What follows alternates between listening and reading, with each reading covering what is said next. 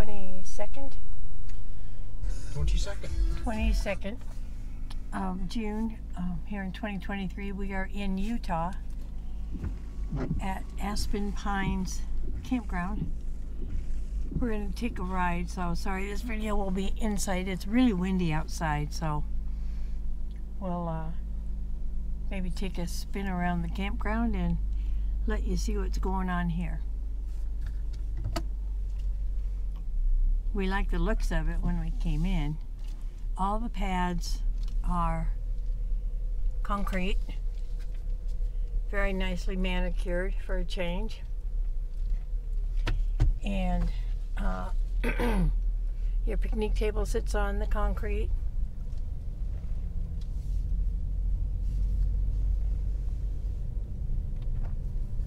So just down to here from our campground is the bathrooms and showers.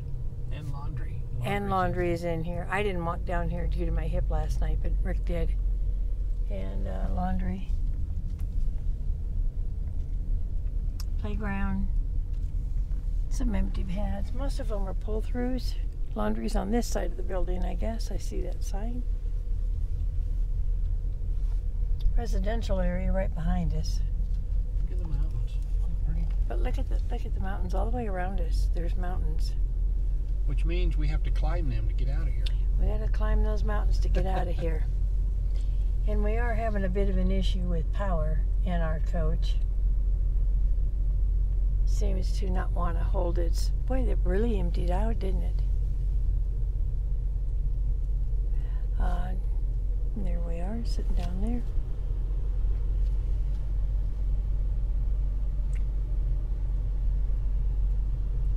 This one doesn't have any putt-putt golf or chutes and ladders or the beanbag toss game or any of that sort of thing. It does have some sport courts. It does have sport courts, yeah, if you want to go play pickleball and stuff like that, but that's about it. There is propane there too. We should find out about if you think you need propane tanks or... So this is how you come in. You're not even sure you're coming into a RV park. You're coming in behind this building that looks like it's being renovated.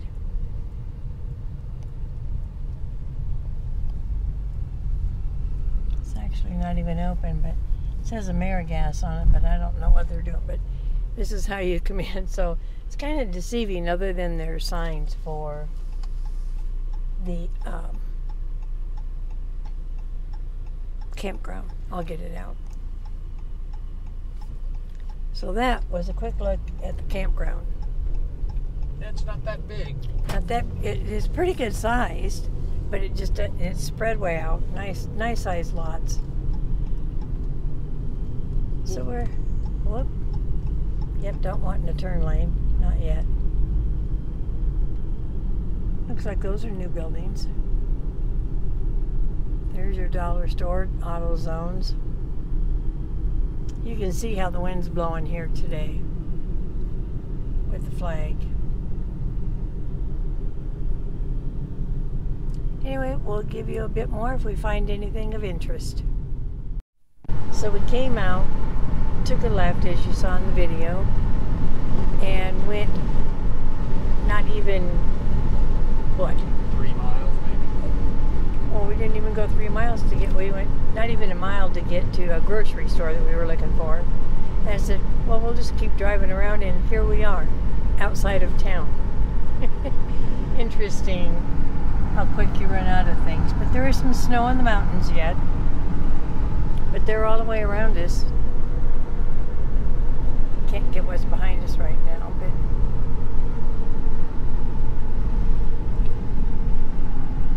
just interesting. Didn't take long to get out of town. I think this is their industrial area.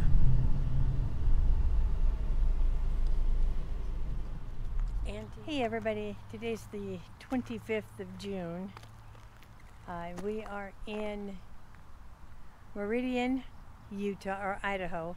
Meridian, Idaho, at a friend's place. And I just thought I'd give you a view of what you see when you come in. This is at a friend's place that we met these guys while we were sailing, and we were down in La Cruz, Mexico, and ran into Steve and Tawney on their sailboat, and we've just struck up a great friendship with them, and they have offered to allow us to come up here and hang out for however long we want. And so we have taken him up on that, since we're having a little bit of work done on the coach and getting that taken care of here in Boise, which we're not very far from Boise, and head down to Washington State, back into our old hometown area of the Tri-Cities, and do a couple things there, see some friends. Hopefully we have enough time left to do that before we have to travel on without changing any camping plans. But for right now, we're here enjoying this beautiful sunny day. It was beautiful yesterday. This afternoon, Aubree and her husband Brandon, so Aubree is the daughter of our friend Steve and Tawney, they're going to take us to the hangar. Tawney and Steve have their own airplanes, and he's got an off-roading Jeep that's in the hangar. So we're going to go to the hangar and get a look at their airplanes and the Jeep, and have a lunch out, things like that. So when they get back from church, we'll do that, spend a little day hanging out with them and seeing what we can see. But in the meantime, I just wanted to give you that look around of where we are and what it's like. So just FYI, to tell you how close we are to their eave trough, I'm going to try to get up here so you can see. When we backed in and then put the slide out, we actually had the tape measure out. I'm hoping you can see just exactly how close we are. I don't think my hand will fit. So I don't think my hand will fit in between that eave trough and the awning for the window slide. So it's pretty tight on this side. And Rick's just out here playing around, wiping down areas he can see and getting bugs off. But the other side, we have a little more room on.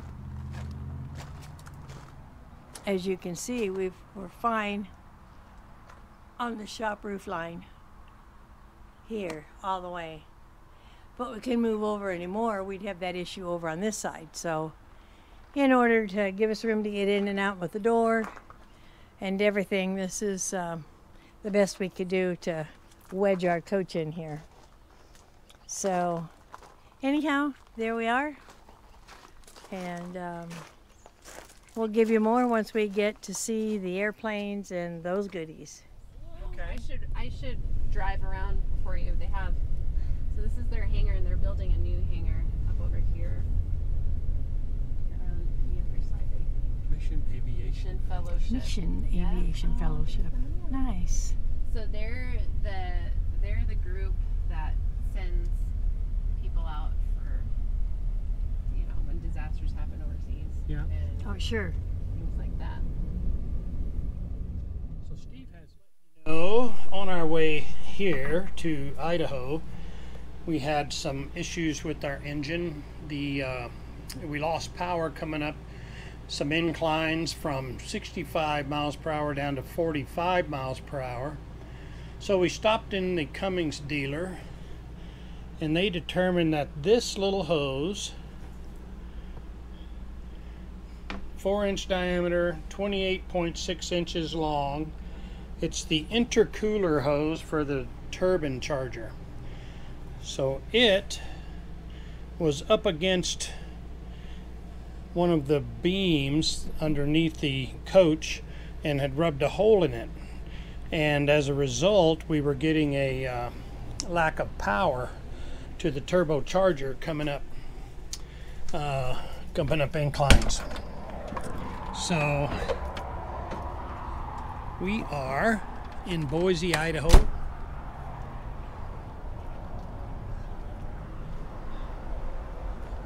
at the Cummins dealer. We got here Friday, and they ran the diagnostics and got some looks at it and determined that the sensor was all caked up with carbon and not doing so well, so they replaced the sensor, $100, and then they found the hole in the intercooler hose. So we're supposedly going to get in tomorrow morning so they can get that replaced. Very nice people here. I will say they don't like dealing with third-party warranty companies. Instead of the Cummins warranty, they don't want to deal with them. So I had to call, make all the arrangements, talk to the claims department, talk to the there's a guy that goes over and scrutinizes everything, make sure nothing's out of line, and but we are so far good to go. He's approved everything that they've charged except for our deductible, and also for the hazardous waste disposal, whatever that is. So they've already approved the cost for the part that we found. It's a Freightliner part, and Freightliner doesn't make it anymore, and they didn't have any. So we ended up calling a dealer in Colorado Springs that we had talked to before who dealt with Freightliner, and they referred us to another company that we could order it through. Well, we couldn't order it through them. They had to order it through for us. Well, the warranty guys already approved the price for the cost of the part. So in the morning, we have to get their estimate for how many hours are remaining to replace that. Submit that to the warranty guy. As long as he didn't have any issues with that, then all of that will be reimbursed to us. They won't pay them directly.